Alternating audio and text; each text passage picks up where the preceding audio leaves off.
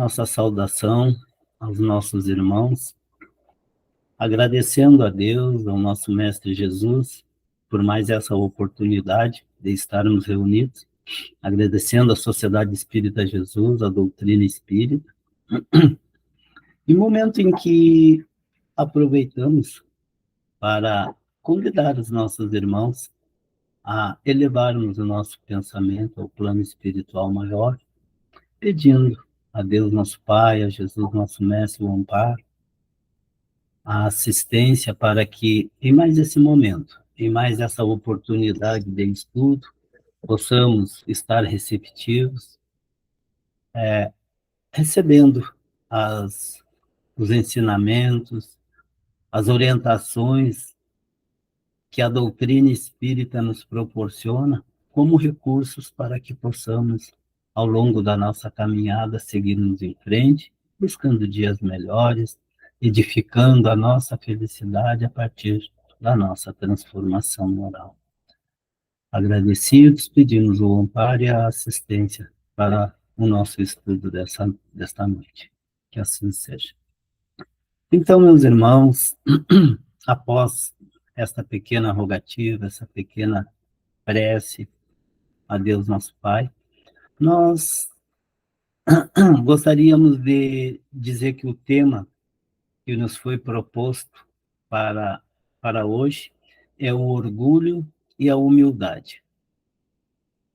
O item, o assunto está lá nos itens 11 e 12 do capítulo 7 de O Evangelho segundo o Espiritismo, de Allan Kardec, cujo capítulo é Bem-aventurados os pobres de espírito.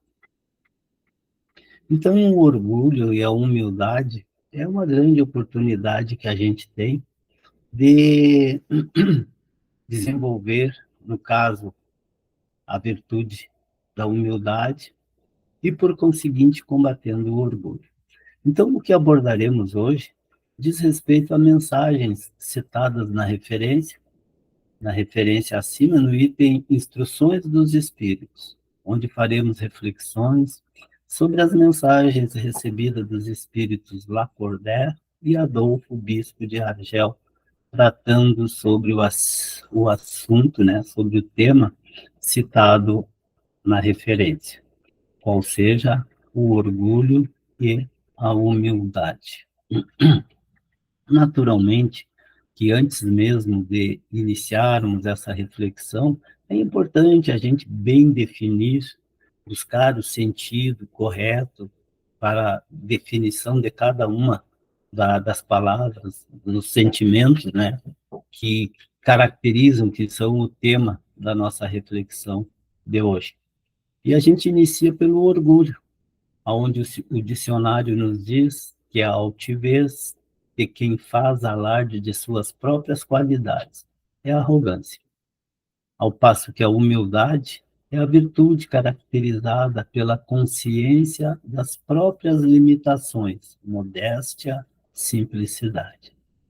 E aqui a gente já pode fazer algumas reflexões em relação às definições, né, de cada um desses sentimentos, cada um dessas situações em que muitas vezes, em que naturalmente nos encontramos ao longo da nossa caminhada evolutiva. O orgulho, naturalmente, muitas vezes usa-se a palavra orgulho para definir, por exemplo, uma situação de alegria, de satisfação por um objetivo alcançado por cada um de nós ou por alguém próximo a nós, alguém que passa em um concurso ou que nós mesmos venhamos a fazer, né? Muitas vezes usamos a palavra, sinto orgulho de ter alcançado o tal objetivo, né? E quando que, na realidade, a palavra mais adequada seria alegria, satisfação, né? Não é exatamente a caracterização, a não ser, naturalmente, que o sentimento que estamos definindo como sendo esse orgulho tenha verdadeiramente o sentido que a definição nos traz, ou seja, alarde das próprias qualidades, a arrogância. e que na grande maioria das vezes em que se usa essa expressão, ela não está querendo realmente caracterizar a situação de orgulho. Mas, se for o caso, seria, né? Outra situação que cabe uma reflexão é em relação à questão do termo humildade, que muitas vezes usa-se para caracterizar uma pessoa com poucos recursos financeiros, enfim, como sendo uma pessoa humilde, caracterizando uma pessoa pobre, uma pessoa que vive na dificuldade. E a gente sabe que verdadeiramente a humildade não é exatamente uma situação material, digamos assim, e sim um estado de espírito, uma forma de pensar, de agir, enfim, uma virtude, né? E fugindo, então, a essa denominação, a essa classificação que muitas vezes fizemos.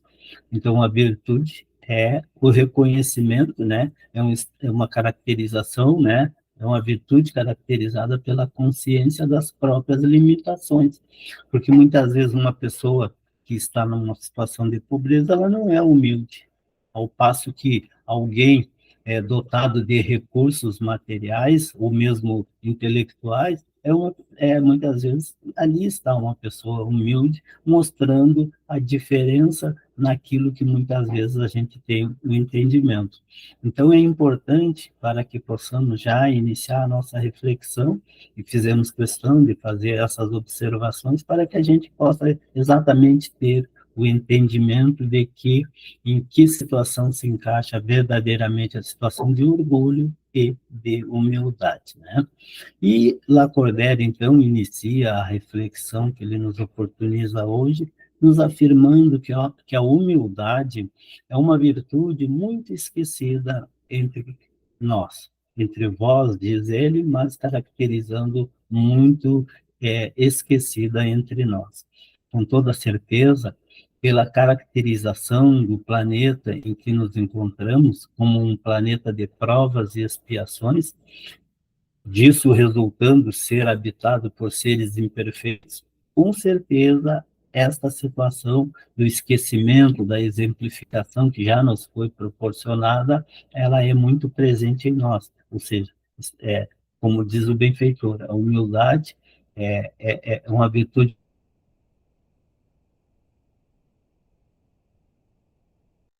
tentamos ou não a praticamos conforme aquilo que nos é mostrado, aquilo que nos é apresentado, que da forma que deveria ser, oportunidade em que geraria a nossa possibilidade de crescimento, de evolução, enfim, de transformação moral.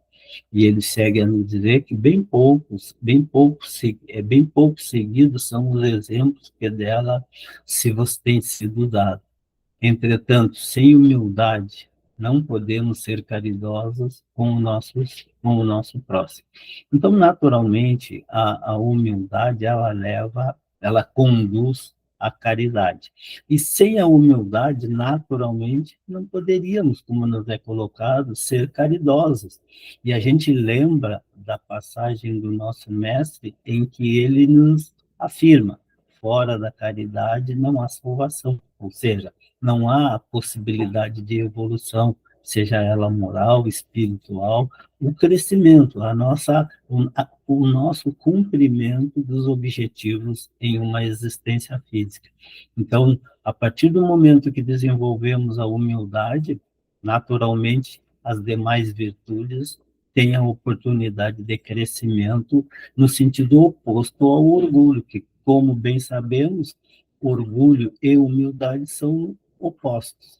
A partir do momento que desenvolvemos a nossa humildade, o orgulho tende a ser suprimido. E no sentido inverso, sendo muito orgulhosos, a humildade ela não está presente num nível muito acentuado. Crescendo uma, aniquila a outra, nos dois sentidos. Então, é importante a gente estar atento a essas questões que a doutrina espírita e que o benfeitor Lacordaire vem nos fazer refletir sobre o referido assunto. Então, porque esse sentimento nivela os homens, dizendo-lhes que todos são irmãos, que devem se auxiliarem mutuamente e nos induz ao bem. Então, é importante que, na realidade, né, é, o sentimento, né, esse sentimento, a humildade, ela nivela o ser humano, né? Fazendo com que o auxílio, a atenção mútua, né, venha a se concretizar de forma a que venhamos a cumprir aquilo que o Mestre nos convocou a fazermos o bem, a perdoarmos, a sermos benevolentes com os nossos irmãos de caminhada. Então, é aquela que, assim como o orgulho, no seu sentido inverso, conduz ou facilita a todas as imperfeições, o orgulho e o egoísmo, como deixa bem clara a doutrina espírita, no seu sentido inverso, a humildade desenvolve as demais virtudes. É o motor propulsor às demais virtudes, né? Então, muita atenção devemos ter em relação a esses aspectos. Então, nos é colocado que devemos lembrar-nos daquele que nos salvou. Lembrai-vos da sua humildade, que tão grande o fez, colocando-o acima de todos os profetas. Quanto a essa questão daquele que esteve entre nós como nosso exemplo, como nosso modelo e guia da humanidade, o nosso Mestre Jesus, né? Foi o maior exemplo que podemos citar, e quanto a isso não há nenhuma dúvida, porque não só nos trouxe os ensinamentos, as demonstrações de como deveria ser a nossa caminhada, como ele exemplificou. E existe aquele ditado popular, né, que a palavra, o ensinamento convence, mas que o exemplo arrasta. E o mestre veio exemplificar para todos nós a necessidade do desenvolvimento dessa virtude, que, como dissemos, é um motor propulsor para as demais. E nos é colocado também que o orgulho, ele é o terrível adversário da humildade. A gente já havia feito tal afirmação, né, que são opostos, né, e que o orgulho é o grande, é o terrível adversário, tanto o orgulho como o egoísmo, mas naturalmente que o objetivo hoje, o que o nosso tema da nossa reflexão é o orgulho, mas sabemos, e a doutrina é muito clara nesse sentido, juntamente com o egoísmo, são os fatores causadores das nossas dificuldades. Então, se o Cristo prometia o reino dos céus aos mais pobres, é porque os grandes da terra imaginam que os títulos e as riquezas são recompensas deferidas aos seus méritos e se consideram de essência mais pura do que as do pobre. Então, naturalmente, aquele que tem a riqueza, ele tende a se achar melhor do que o seu semelhante. É importante que a gente tenha em mente esse entendimento, essa compreensão, e o mestre foi muito enfático nessa questão, muitas vezes se referindo, inclusive, às crianças, nos mostrando como exemplo, né, onde ele diz, deixai vir a minhas criancinhas, como sinônimo de pureza, como sinônimo de humildade, de simplicidade. E é exatamente isso que todos nós temos que buscar. Então, e o benfeitor chega a nos afirmar que Deus não nos distingue pelos corpos. O envoltório do pobre é o mesmo que o do rico, afirma. Terá o Criador feito duas espécies de homem? Esse entendimento de superioridade é a caracterização da presença do orgulho, quando assim pensamos. Então, a partir do momento, e vejamos que pela definição que vimos lá, é a tendência, o orgulhoso, de se achar superior, de se achar melhor, de uma natureza diferente pela condição econômica, e na realidade não tem nada a ver uma coisa com a outra. Então, é importante que tenhamos em mente que a condição que nos encontramos na presente reencarnação, ela não é definitiva ao espírito imortal.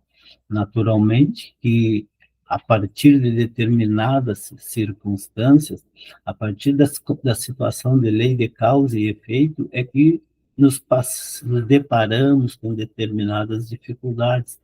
É por essa circunstância, a lei de causa e efeito, o nosso endividamento em relação à lei, nós passamos por situações diferentes, situações de dificuldades, que não é a caracterização do espírito sempre. Em um momento estamos em uma situação sempre correspondente, sempre correspondendo às consequências daquilo que já realizamos, em outro momento estaremos em situação diversa da que venhamos a nos encontrar em determinado momento da nossa caminhada.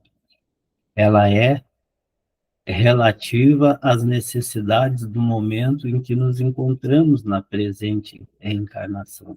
Então, ela está de acordo com aquilo que nós precisamos para aquele momento. Não pensemos que por estarmos hoje numa situação, digamos assim, econômica melhor do que aquele que está conosco na caminhada, que isso é permanente, é uma situação temporária. Naquela reencarnação, muitas vezes na própria reencarnação, alternamos existências a partir do momento em que não utilizamos de forma adequada os recursos que estão disponíveis a cada um de nós. Então, na balança divina, são iguais todos os homens. Só as virtudes os distinguem aos olhos do Pai, aos olhos de Deus. Então, é importante que a gente perceba que somos todos iguais. Estamos na mesma condição, a nossa natureza é a mesma, né? Verdadeiramente para Deus, o que distingue um dos outros são as virtudes. Quanto mais virtudes nós viermos a alcançar, melhores serão as nossas condições. Não as posses, não os valores, aquilo que possuímos em termos materiais. Tanto isso é verdade que a doutrina espírita nos deixa muito claro que verdadeiramente patrimônio do espírito são as virtudes que o acompanham ao longo das existências sucessivas. Então, aquilo que é material permanece no plano material. Ao seguir ao plano espiritual, somos totalmente desprovidos de tudo aquilo que diz respeito à materialidade, como dissemos, só nos acompanhando os valores morais aos quais desenvolvemos no espírito imortal. Então, são da mesma essência todos os espíritos, e formados de igual massa todos os corpos. Isso é o que o mestre sempre falou, e a própria ciência não conseguiu encontrar, na realidade, diferença entre a formação sanguínea de cada ser humano. Então, nos é colocado que a ciência não constatou nenhuma diferença na constituição sanguínea do rico e do pobre. Então, vejamos que, ainda que o orgulhoso se ache superior, se ache de uma essência, de uma natureza diferente, a ciência não conseguiu provar diferença nenhuma entre a constituição física, a constituição material de um e de outro. Naturalmente, a diferença está na questão da moralidade. E quanto mais moralidade o espírito apresenta, maior ele é diante do nosso mestre, diante do nosso Pai. Em nada os modifica os vossos títulos e os vossos nomes. Porque a gente, o orgulhoso, de uma forma geral, ele acha que os seus títulos, os nomes, a sua descendência, né, a consanguinidade, são fatores determinantes. Mas a espiritualidade tem colocado de uma forma muito enfática. Isso verdadeiramente não modifica em nada. Tanto é que, como dissemos, a ciência já provou que não existe diferença nenhuma entre a natureza material consanguínea do pobre, do rico, ou de qualquer circunstância que possa ocasionar uma diferença entre cada um dos seres humanos. Então, estes, na caridade e na humildade, é que têm seus títulos de nobreza. Então, verdadeiramente, o que é considerado como título de nobreza é a questão da humildade, da caridade. E a gente, lembrando das passagens do mestre, a gente vai lembrar o quanto ele dava ênfase à questão da necessidade da caridade. fora da caridade não há salvação, afirmava o mestre.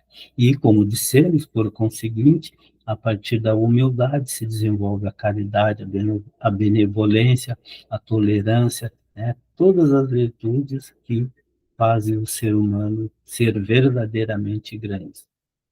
Então é importante que percebamos, né, que a felicidade não é deste mundo ainda. Este é o momento de edificá-la em cada um de nós, desenvolvendo virtudes. Muitas vezes nos deparamos em situações em que queremos ser felizes, mas como dissemos, somos habitantes de um mundo de provas e expiações, seres imperfeitos ainda. Como vamos querer ser felizes? A partir do momento que temos a certeza, a convicção de que a felicidade, ela precisa ser edificada, ela precisa ser criada, trabalhada, construída por cada um de nós. A partir do quê? Das ações edificantes, daquilo que o mestre dizia que fora da caridade não há salvação. Essa salvação, esse crescimento, essa edificação da felicidade é a partir do bem que realizamos, das virtudes que desenvolvemos. Então, nos é recomendado que todo aquele que sofre injustiça seja indulgente para com as faltas dos vossos irmãos, ponderando que também nós não somos isentos de culpas. É isso caridade, mas é igualmente humildade. Então, normalmente, temos, às vezes, a pretensão de dizer que não somos capazes de perdoar. Mas e em relação às nossas dívidas, em relação aos nossos equívocos, às nossas ações contrárias à lei de Deus, como nós gostaríamos de sermos tratados? Então, e lembremos da, da, de parte da oração que o Mestre nos deixou, o Pai Nosso, onde ele afirma, perdoai as nossas ofensas, assim como nós perdoamos a quem nos tem ofendido. Então, se nós não perdoamos aqueles que estão conosco na caminhada, como seremos perdoados? Tanto por Deus, nosso Pai, quanto por aqueles a quem já prejudicamos. Então, é importante que perdoemos, usemos de benevolência, de caridade para os nossos irmãos de caminhada, porque também somos endividados, assim como aqueles que muitas vezes julgamos terem dívidas conosco. Então, nos é mostrado que o Cristo nos legou a sua doutrina, deu-nos o exemplo de todas as virtudes e de tudo. Abandonamos exemplos e preceitos. Então, como dissemos, o Mestre, ele é um enviado do nosso Pai, veio uma existência física nos servir de modelo e guia. Os exemplos estão aí. Lógico, o Mestre esteve entre nós há mais de 2000 anos, mas os seus evangelhos, os ensinamentos que ele deixou, a exemplificação que ele nos trouxe está aí, para que nós tenhamos conhecimento e possamos seguir o exemplo daquele que nos serviu de modelo e guia. O benfeitor nos convida a despertar, desejando que a voz dos Espíritos ecoe em nossos corações. Ou seja, o que seria o despertar da voz dos Espíritos em nossos corações? Que, na realidade, não apenas tomemos conhecimento daquilo que nos é mostrado como necessário à nossa caminhada, mas que venhamos a colocar em prática, que venhamos a vivenciar aquilo. Não apenas achar bonito os ensinamentos, os preceitos cristãos, mas que verdadeiramente venhamos a executá-los, a colocá-los em prática. A caridade, ela não deve ser só imaginada, só pensada, ela deve ser transformada em ação. E aí verdadeiramente está o verdadeiro sentido. A nossa capacidade de ouvir a voz dos Espíritos, que exatamente estamos recebendo uma mensagem dos mesmos, né, dos enviados do nosso Pai, fazendo uma reflexão, porque eles são os enviados que vêm nos trazer a sua exemplificação daqueles que já ultrapassaram pela condição na qual nos encontramos e vem trazer as suas experiências, os seus aconselhamentos, as suas orientações, para que nós também, a partir de acolhermos estas orientações, essas exemplificações, como nos trouxe o mestre, né, possamos também alçar os caminhos mais altos da escala evolutiva, condição que está disponível a todos nós, mas que não vamos ganhar de graça a condição de espíritos puros. Precisamos trabalhar para esta edificação. Então, nos convida a sermos generosos e caridosos, sem ostentação, isto é, fazer o bem com humildade. Porque muitas vezes essa questão de fazer o bem, nós perdemos um pouco a, como é que vamos dizer assim, ó, a virtude que buscamos alcançar a partir do momento que pomos em evidência a ação que estamos realizando, que agimos pondo uma pitada de orgulho na ação que está sendo feita. E o mestre foi enfático quando ele nos disse, naturalmente, de uma forma simbólica, que a mão direita não veja o que faz a mão esquerda. A caridade, a ação exercida pela mão esquerda. Que não ponhamos em evidência, que façamos discretamente, porque o Pai vê tudo aquilo que ocorre na descrição. Que cada um proceda pouco a pouco a demolição dos altares que todos nós erguemos ao orgulho. É outra recomendação, que consigamos superar o orgulho a partir do desenvolvimento da humildade, caracterizando a questão de buscarmos desenvolver a nossa humildade, buscarmos nos transformar como espíritos.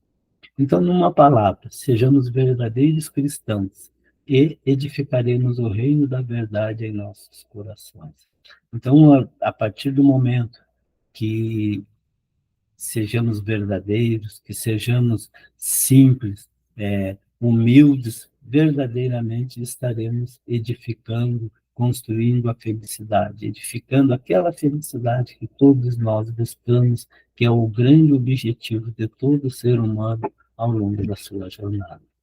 Nos é recomendado também pelo benfeitor que voltemos-nos para Deus, nosso Pai, e todos nós que houvermos contribuído para o cumprimento da sua vontade, e assim estaremos cumprindo nossos objetivos nessa caminhada. Que possamos, como dissemos, verdadeiramente não apenas achar edificante, achar bonito os princípios cristãos, os princípios que o Mestre nos trouxe, que os benfeitores nos trazem, como a mensagem a qual estamos nos referindo, que estamos refletindo hoje, que verdadeiramente possamos colocar em prática, executar, porque é a partir da ação que verdadeiramente a caridade ela é exercida, não a caridade imaginada, não a caridade projetada, pensada, mas que não se põe em prática, que não se executa. É a ação verdadeiramente que caracteriza a caridade. Que possamos evitar a ação de nos queixarmos diante das dificuldades de qualquer natureza. Elas são o resultado da lei de causa e efeito. Muitas vezes, ao nos depararmos com situações de dificuldade, com situações de dor, com situações que naturalmente nos causam um desconforto, nos causam dor, nos causam sofrimento, nós sempre tentamos transferir a responsabilidade dessas dores a Deus, nosso Pai, aos nossos irmãos de caminhada, que muitas vezes são um instrumento de Deus, um instrumento da lei para a nossa reparação, para a nossa expiação e a nossa prova, né? Mas que verdadeiramente, tendo o entendimento, o conhecimento da lei de causa e efeito, na realidade, é a oportunidade de reajustamento com a lei de Deus que estamos tendo. Por conseguinte, temos que desenvolver esta outra virtude que é a resignação, a nossa capacidade de suportar, sem murmurar, sem reclamar, sem maldizer a quem quer que seja, naturalmente, muito menos nosso Pai, porque a doutrina espírita, os benfeitores nos colocam que Deus é infinitamente justo e bom, e que um ser perfeito jamais permitiria ou causaria dor, sofrimento a alguém que não precisasse passar por situação semelhante. E para concluirmos, meus irmãos, é importante compreendermos que a humildade e a caridade, irmãs, que andam sempre de mãos dadas, são os meios mais eficazes de se obter graça diante de Deus, diante do nosso Pai. Então, nunca esquecendo a condição, porque o Mestre foi muito enfático nesse aspecto, caridade e humildade.